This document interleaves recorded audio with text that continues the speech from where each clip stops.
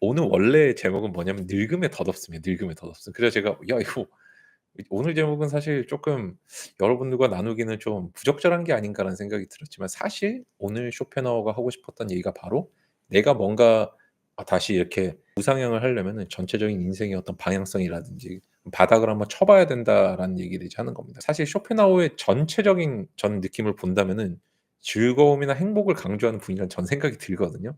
쇼펜하우어는 전체적으로 희망적인 메시지들이 숨겨져 있는데 이걸 너무 좀 다른데 힘들고 괴롭고 고통스럽고 인생이 힘들다는 거를 너무 세게 그러면서 "내가 이 정도로 느끼지만 당신들은 나와 비교해서 인생의 행복함을 좀 느끼면 좋겠다." 저는 그렇게 좀 읽게 되는 거예요. 제가 워낙 긍정적이고 낙관적으로 생각을 해서 그런지 모르겠는데 여러분들 밥 아저씨 아세요? 밥 아저씨? 미술 진짜 순식간에 이렇게 막 그려내는 아저씨 있잖아요. 그 아저씨께서 한 번은 그런 얘기를 하신 적이 있어요. 그 밥 아저씨가 이거 너무 쉽지 않아서 막 그리는 분 있잖아요. 그 사모님이 돌아가셨대요. 돌아가셨는데 그날도 막 그 그림을 그리는데 호수에 제가 기억나는 건 그렇습니다. 여기 뒤에도 선이 있지만은 이 위쪽을 한번 잘 보세요, 이 위에. 이 나무를 여기다 막 그리는 거예요.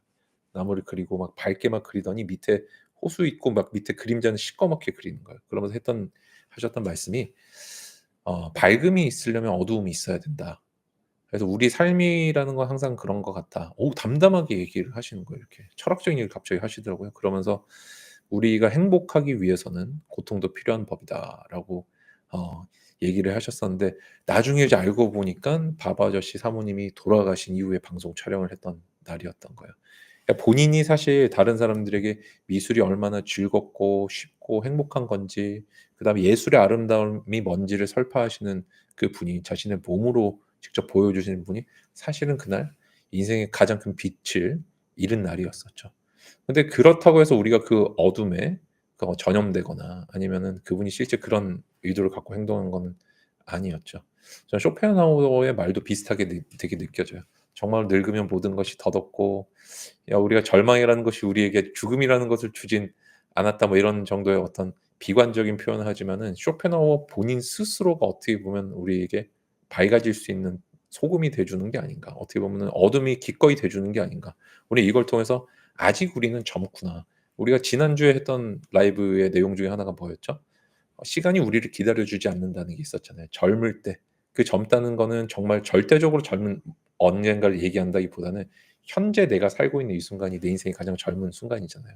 다시 말하면 내가 바뀌고 싶고 발전할 수 있는 마음이 존재한다면 언제든지 나는 한 단계 더 나은 사람이 될 수 있고 도전할 수 있는 사람이라는 생각이 듭니다. 그래서 그런 연장선에서 놓고 본다면 쇼펜하우어가 말하는 이 늙음의 덧없음이라는 제목이라는 거는 어느 순간 내가 삶에서 마지막 종착점인 죽음만을 생각을 한다든지 그 죽음이 진짜로 내가 이렇게 맥박이 없어지고 죽고 이런 게 아니라 내가 발전을 포기하는 그 단계가 저는 죽음이라고 한 인간으로서.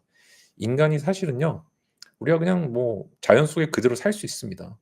원시인처럼 살 수 있고 그렇지만 인간이 500 중의 영장류 중에서 다른 동물과의 결정적 차이점 생물학적으로는 털이 없는 것일 수도 있겠지만은 끊임없는 이 자기 발전의 욕구에 있다라고 생각을 해요. 페터 슬러커 다이커라고 제가 말씀드렸었죠. 여러 번 말씀드렸지만 "너는 너의 삶을 바꿔야 한다."라는 지금 무지하게 두꺼운 책에서 옆에 지금 없구나. 저 책장에 있는데 거의 흉기 정도의 책인데 그 책에서 우리 인간의 특성에 대해서 그렇게 얘기를 하거든요. "끊임없이 위를 향해 나가는 고개사 같은 존재다."라고 얘기를 하고 있는데 우리가 인간으로서의 어떤 인간성을 포기한다면 철학적인 관점에서 본다면 그것은 우리 발전의 가능성을 놓은 때가 죽음이고 그것이 바로 늙음이 아닌가. 그러면 더 이상 뭐가 재미가 없어지지 않을까. 그래서 우리가 오늘이 내 인생의 가장 젊은 날이라는 사실을 기억을 한다면 정말 내 인생에 정말 의미가 있고 가치가 있고 나를 빛나게 해 주는 뭔가를 찾아야 된다는 생각이 듭니다. 실천적으로 쪼끔 말씀을 드린다면은 저는 사실 요새 극심한 슬럼프에 빠져 있었어요. 그 발단이 됐던 거는 지난번에 그 독감 때문이었는데 진짜 저는 그 설에 본가에 내려갔다가 독감에 걸려 가지고 진짜 죽을 뻔했어요. 너무 힘들었어요. 밤에 막 식은땀 흘리면서 자고 막 별로 막 그 뭐라 그럴까 춥지도 않은데 집이 막 너무너무 추워 가지고 잠도 한숨도 못 잤는데 알고 보니까 막 여름 막 39 도 40 도고 막 그래서 버티기가 힘들고 그래 가지고 서울에 이제 올라왔어요. 어떻게 막 뭐 치료를 사실 치료약은 없고 이제 수액 맞고 이제 몸이 좀 좋아진 거죠. 그래서 올라와서 일을 하는데 한 달 정도 일이 아예 안 되는 거예요. 그래서 제가 그래서 '야 내가 늙었나?' 그렇게 생각도 하고 '몸이 이제 늙었나?' 이 생각도 들고 슬럼프인가 생각도 하고 너무너무 고통스럽고 괴로운 시간을 보내면서 제가 사실 새벽 3시 막 넘어서 항상 퇴근했어요. 왜 그랬냐면 일이 안 되는 거예요, 일이. 평소 같으면은 막 20-30분 만에 끝날 일이 막 4 시간 5 시간이 걸리는데 알고 보니까 그게 독감 후유증이었더라고요. 그 독감 후유증이 있었고 그다음에 그 이후에도 제가 그게 쭉쭉 이어지면서 엄청난 슬럼프를 겪고 그랬는데 그 이후의 슬럼프의 원인은 뭐였냐면은 제가 어떻게 보면은 그때 일을 많이 못하고 밀리고 그러다 보니까는 일을 쳐내기에 되게 급급했던 거예요. 그러니까 제가 제 인생을 긴 관점에서 봤을 때 뭔가 나를 발전시키고 그런 좋은 말로 표현할 게 아니라 정말 내가 오늘 하루를 딱 돌아봤을 때 '야 이걸 해서 너무 뿌듯하다.' 막 그런 거 있잖아요. 그런 걸 하나도 안 하고 살고 있었던 거예요.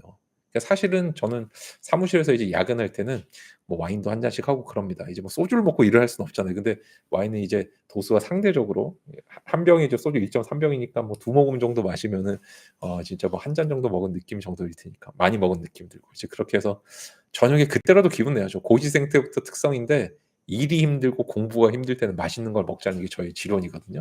그래서 뭐 나름대로 주변에 배달 음식 맛있는 거 시켜 먹어요. 사실은 그렇지만 저는 또 일이 뭐 이것저것 시간 맞춰서 하다 보면 저녁 막 8시 10 시에 먹고 이런단 말이에요. 그 8시 10 시에 먹는 배달 음식 어떤 느낌이겠어요. 솔직히 너무너무 우울하죠. 너무너무 외롭고 우울하고 막 누군가한테 연락하고 싶고 그런 생각 듭니다. 근데 이 시간에 누구한테 연락하겠어요, 그 시간에. 그래서 밤에 막 야근하고 힘들고 고통스러운 순간에 내가 이유가 뭘까를 아주 오랫동안 고민을 해 봤는데 그게 내가 늙었다고 생각을 해서 그렇더라고요.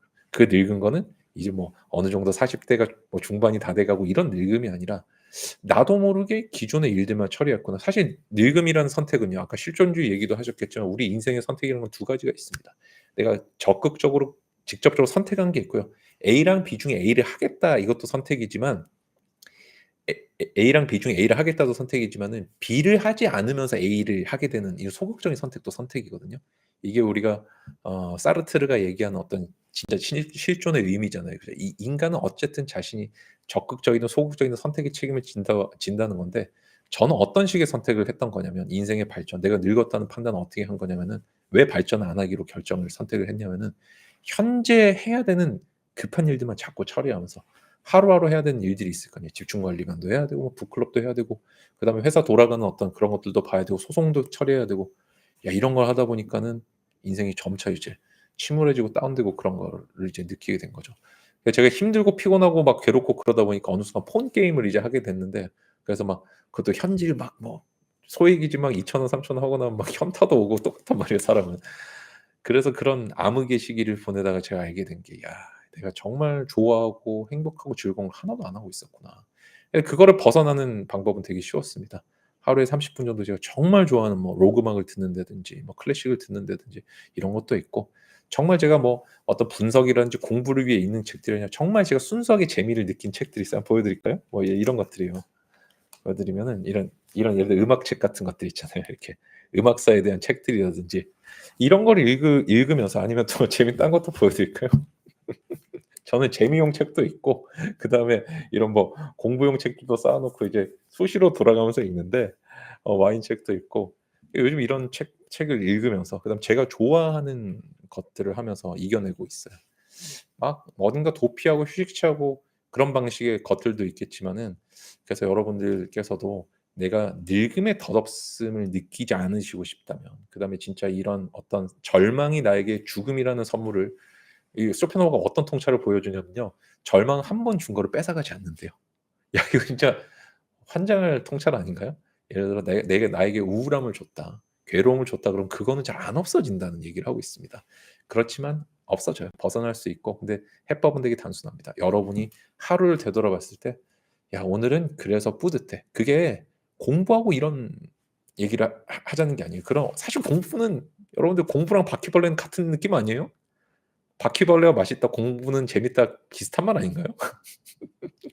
저는 그래서 발전이라는 표현으로 이제 좀 대체를 하고 싶은데 그래서 여러분들께서도 뭔가 여러분 삶을 빛내주는 그 순간을 찾으세요, 하루 속에서. 그러면 영원한 젊음을 유지할 수 있다고 생각을 합니다. 뭐 옛날에 막 헝가리의 어떤 왕비처럼 막 피를 뒤집어 쓴다든지 아니면 진시황처럼 막 불로장생이 정말 영생초를 찾으러 다닌다든지 그게 아니라 우리가 늙지 않고 젊음을 유지할 수 있는 건 우리 인간성을 유지하는 것이고 그 인간성이라는 것은 끊임없는 발전의 욕구, 그 발전의 욕구를 충족시키는 기저에 깔려 있는 것은 우리가 바로 행복함, 그 행복함이라는 것은 하루 30분 정도 내가 정말 되돌아봤을 때 나를 빛내주는 순간을 찾는 것에 있다. 이렇게 조금 말씀을 드려 보고 싶습니다. 하여튼 뭔가 얘기를 하다 보니까 점차 이제 철학적인 느낌이 좀 들긴 하지만 저는 수험생 때는 이것보다 100만 배는 더 철학적이었어요. 진짜 그때는 정말 뭐 거의 걸어 다니는 약간 뭐 진짜 뭐 애늙은이처럼 사고를 하고 뭐 모든 게 다 관조적이고 모든 게 다 계산적이면서 막 계산적인 감성을 발휘하던 그때였는데 지금은 훨씬 그때보다는 인간적이라는 생각을 많이 하면서 지내는 것 같습니다. 하여튼 여러분들 제가 뭐 어떻게 하다 보니까 쇼펜하우어 형님은 다르게 하셨을 수 있지만 제가 제 마음대로 해석을 해서 오늘 4장. 왜냐면 늙음의 덧없음을 여러분한테 어떻게 전달해요 솔직히. 늙음의 덧없음을. "아 우리 늙었으니 덧없다. 이제 뭐 놀자." 이렇게 하겠어요 오늘? 친구의 뭐 그런 대사 나오잖아요. "상태가 뭐 니캉 내캉 개판 치자." 뭐 이렇게 할 줄 알았나 뭐 이렇게 얘기 나오잖아요. 제가 여러분한테 그렇게 얘기하겠어요? "이제부터 이제 늙었으니까 우리 덧없다 개판 치자." 이렇게 하겠어요? 뭔가 메시지가 없을까라는 저는 고민들 하고 '쇼펜하우어 형님 그럴 리가 없어.' 생각하다 보니까 이런 식으로 해석을 하게 됐고 만약에 쇼펜하우어를 훨씬 저보다 잘 아시는 분이 계시다고 해서 저를 욕하지는 않으셨으면 좋겠습니다. 왜냐면은 뭐 전달하고 싶은 건 그래도 긍정적인 메시지니까.